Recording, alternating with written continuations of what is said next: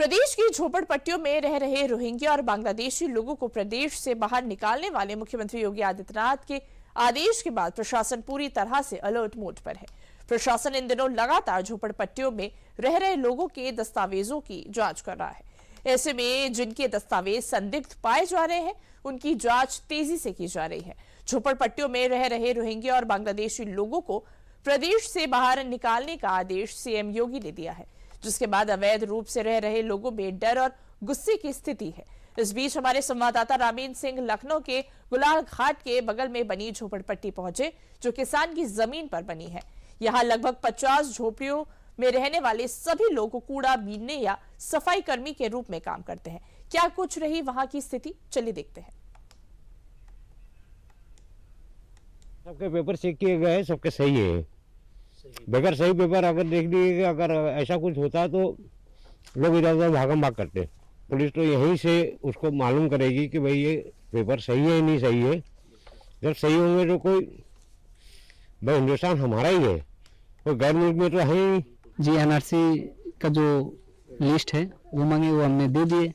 जितनी फैमिली सबका एनआरसी का लिस्ट, आधार कार्ड फोटोकॉपी और जो फैमिली मेंबर में जो मेन है गार्जियन, उनका एक फोटो हम लोगों ने दे दी। अब तो स्थितियाँ ना के बराबर हो गई। पहले बहुत ज़्यादा तादाद में लोग आते थे, बहुत कम हो गए। जैसे बच्चे बहुत हैं, बड़े बहुत हैं, बहुत कम हो गए। उत्तर प्रदेश के मुख्यमंत्री माननीय योगी आदित्यनाथ जी ने जो एक मुहिम चलाई है, रोहिंग्या को भगाओ देश बचाओ अपना, इस वजह से हमें लगता है बहुत कम हो गया। सख्ती तो बहुत हो गई है, सरकारी निर्देश उस पर तो सख्ती करना ही करना है, होना ही चाहिए था। और भीख मांगने वाले भी बहुत कम मात्रा में हो गए हैं, अन्ना के बराबर समझिए आप अमीनाबाद में। मुख्यमंत्री योगी आदित्यनाथ के निर्देश के बाद कि रोहिंग्या और बांग्लादेश के रहने वाले लोगों का सत्यापन किया जाए। अगर वो उस देश के रहने वाले हैं तो वहाँ भेजा जाए, और अगर इस देश के रहने वाले हैं तो उनको काम करने के अवसर प्रदान किए जाएं।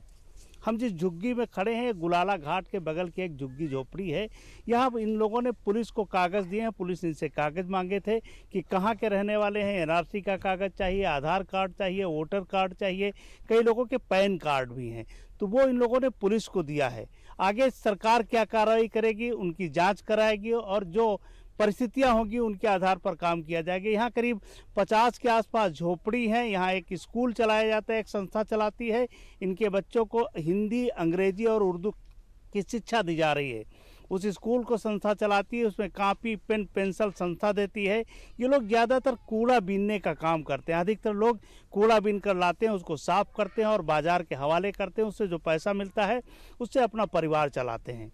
कैमरामैन विशाल सोनकर के साथ रामेंद्र सिंह, डीडी न्यूज, लखनऊ।